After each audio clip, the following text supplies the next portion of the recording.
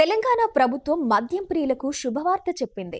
రాష్ట్రంలోని నగరాలు, పట్టణాల్లో మైక్రో బ్రూవరీల ఏర్పాటుకు కేబినెట్ నిర్ణయించింది. దీంతో ఇన్స్టంట్ బీర్ కేఫ్లు అందుబాటులోకి రానున్నాయి. ఆదాయం పెంచుకునేందుకు ప్రభుత్వం ఈ నిర్ణయం తీసుకున్నట్లు తెలుస్తోంది. నగరంలో ప్రతి 5 కిలోమీటర్లకు, పట్టణాల్లో ప్రతి 30 కిలోమీటర్లకు ఒకటి చొప్పున మినీ బ్రూవరీల ఏర్పాటుకు అనుమతి ఇవ్వాలని నిర్ణయించింది.